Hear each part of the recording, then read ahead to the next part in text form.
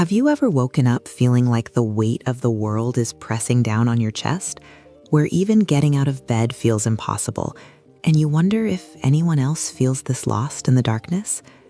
I know I have. Those mornings where anxiety whispers lies and low mood steals your spark. But what if I told you there's a way out? Practical tools from a real psychologist that can light the path forward. Welcome to Book Speed Peak, where we dive deep into life-changing audiobooks on psychology and mental health. Today, we're unpacking Why Has Nobody Told Me This Before by Dr. Julie Smith, an audiobook summary packed with everyday strategies to tackle anxiety, low mood, and overwhelm. Dr. Julie, a clinical psychologist, shares tools she's used in therapy for over a decade, making mental health accessible without needing years on a couch. In the next 15 minutes, you'll get the core insights from her book: how to understand and shift low moods, build motivation when it feels gone, handle emotional pain, navigate grief, conquer self-doubt, face fears, manage stress, and live a truly meaningful life. These aren't fluffy ideas. They're real, evidence-based techniques with quotes, examples, and exercises you can try today. By the end, you'll feel empowered, like you've got a therapist in your pocket, ready to turn those overwhelming days into ones filled with hope and resilience. Let's jump in, friend. You've got this. Imagine this. Sleep is bliss. Then your alarm offends your ears. It's too loud, and you hate that tune. It sends a shockwave through your body that you're not ready for. As Dr. Julie describes, when we experience low mood, it may have been influenced by several factors from our internal and external world. But when we understand what those influences are, we can use that knowledge to shift it in the direction we want it to go. Have you ever felt that? I remember a time when I hit snooze over and over, my body heavy from skipping dinner the night before, dehydrated and exhausted. In the book, Dr. Julie paints this vivid picture of a morning spiral. You wake irritated from poor sleep. Your alarm spikes stress hormones like cortisol, making your heart race. Then, scanning your to-do list, dread floods in. Thoughts like, I can't handle this, mixed with physical sensations of tightness in your chest, pulling you into isolation. It's not just in your head. Your mood is shaped by your body, senses, actions, memories, and environment. The brain interprets these clues, creating a feedback loop that can drag you down if unchecked. But here's the hope. Low mood signals unmet needs, like rest or connection, and it's normal, not a flaw. Dr. Julie warns of pitfalls like seeking instant relief through avoidance or falling into biases like mental filtering, where you focus only on negatives. If you've ever spiraled into everything's awful, this is for you. It worsens the cycle. Now picture turning that around. Start with basics: movement, sleep, nutrition, and human bonds. For example, she suggests dancing to a 3-minute song you love. It boosts energy without overwhelm. Practical takeaways. First, journal your mood influences daily. Note sleep, food, and thoughts to spot patterns. Second, try the gratitude exercise. Write 3 things you're grateful for each night to rewire focus on positives. Do this and watch bad days transform.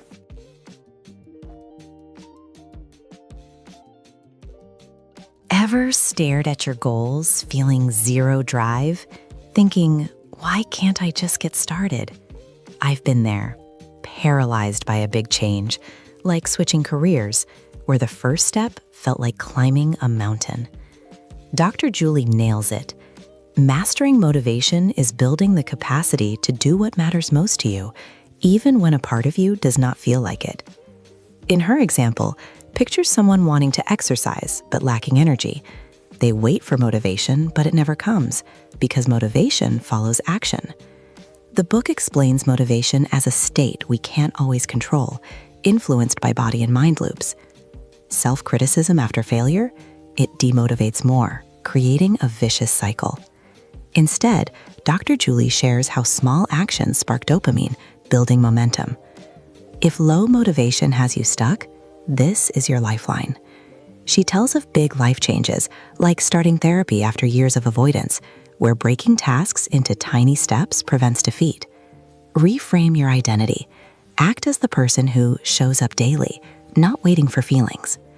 Imagine reframing a failed attempt not as "I'm lazy," but "I'm learning." This nurtures that fleeting motivation feeling through movement and goal connection. Practical takeaways. 1. Make tasks small. Commit to just 5 minutes of action, like walking around the block to trigger the shift. 2. Build habits by repeating behaviors in consistent contexts, like linking a workout to your morning coffee. Try it today and feel the change build. Have you ever tried to push away sadness or anger, only for it to hit harder? It's like being at the beach, fighting incoming waves, exhausting and futile. As Dr. Julie puts it, push them away. Imagine you're at the beach. When you accept that, you can focus on keeping your head above the water as it passes. She shares this mini story. Emotions crash like waves. Resisting tires you out, but accepting lets them pass. Emotions aren't facts. They're brain guesses about needs, like hunger signaling food. Painful ones, like fear or shame, are neutral but transient. Avoiding them through distraction or suppression keeps you stuck long term. If constant emotional overwhelm leaves you drained, listen up. I felt that raw ache during tough times, wishing it gone. The book explains harnessing words. Label feelings precisely, like frustrated versus angry, to give your brain options for soothing. Turn pain into power by observing without judgment, using metacognition to notice thoughts' effects. Practical takeaways. First, practice naming emotions. When upset, say, "I'm noticing frustration in my chest." Second, journal responses. What need is this signaling? Try deep breathing to ride the wave. You'll feel lighter, I promise.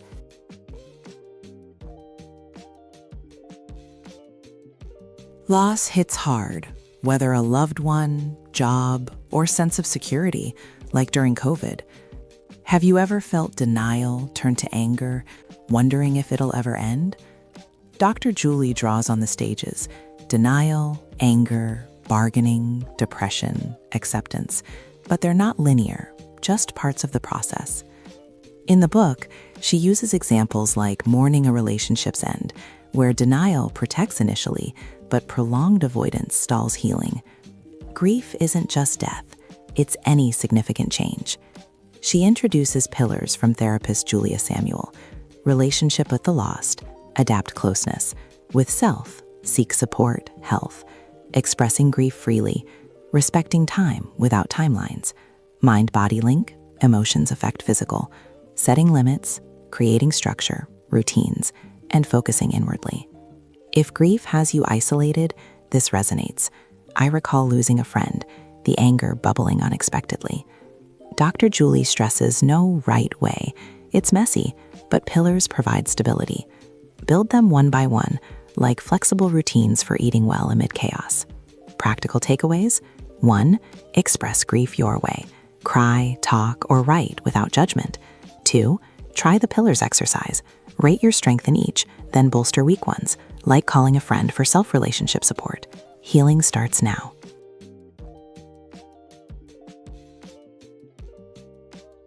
Ever heard that inner critic say, "You're not enough," especially after criticism? It stings, right? I've battled that, second-guessing myself in crowds. Dr. Julie advises, to build self-acceptance, we first need to understand who we are and who we want to be. She explains self-doubt as stress from expectations, fearing disapproval. Examples include social media amplifying rejection fears, leading to people-pleasing. But external validation is fleeting. Seek self-approval. Learn from value-aligned feedback, ignore the rest. If self-doubt holds you back, here's the shift. Create a perfect nurturer mental image, a coach who'd respond kindly to your vulnerabilities. Imagine sharing doubts. Use their words for self-talk. Confidence grows by facing doubt daily, like a muscle. Go where you have none, repeat. Practical takeaways? First, practice self-compassion. Talk to yourself as to a friend in pain. Second, exposure exercise. Share a small vulnerability today. Note the outcome to build resilience. You're enough, just as you are.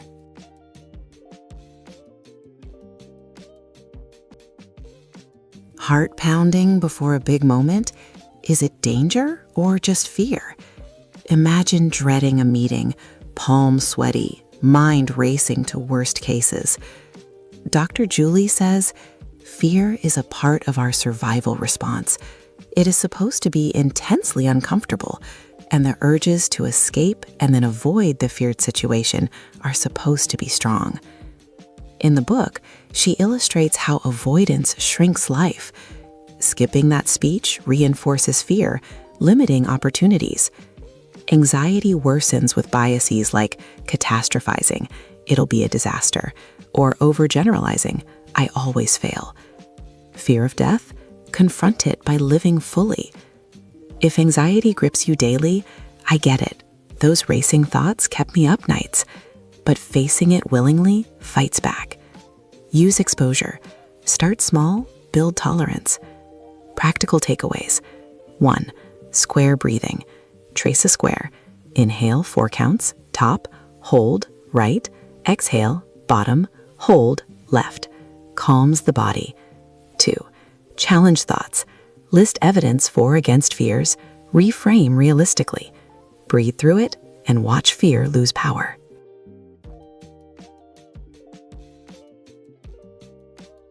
Stress, that buzz before a deadline, helpful or harmful?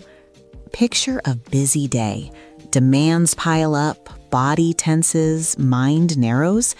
Dr. Julie explains, stress is not always the enemy. It is also our most valuable tool. The book details stress as response to demands, good in short bursts for focus, but chronic without replenishment harms health via hormone changes. Unlike anxiety's imagined threats, stress is real pressures. Example, tunnel vision and panic, missing the big picture. If overwhelm from stress feels endless, I've been overwhelmed too, juggling too much. But balance demands with recovery, mindfulness, exercise. Reframe stress as an asset. This energy helps me perform. Use genuine affirmations. I've prepared. Focus on the process. Practical takeaways. First, deep breathing or meditation daily to replenish. Second, widen gaze in stress. Look panoramically to calm the nervous system. Make stress work for you.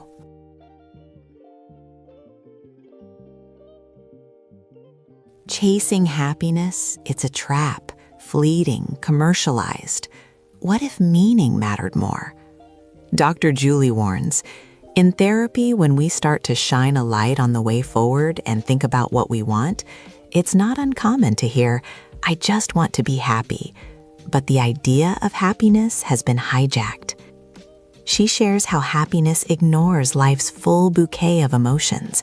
Pursue it, and disappointment follows. Instead, align with values. Rate life areas like relationships, work, 0 to 10. Draw a star. Imbalances show where to act. Example, low family rating, small steps like weekly calls. If life feels empty despite success, this hit home for me, realizing values over highs. Nurture bonds, they're key to well-being. Create meaning today. Small actions build fulfillment. Practical takeaways. 1. Do the value star. Rate and visualize. Pick one area to improve. 2. Foster relationships. Ask, are you there for me in tough times? Live meaningfully, starting now.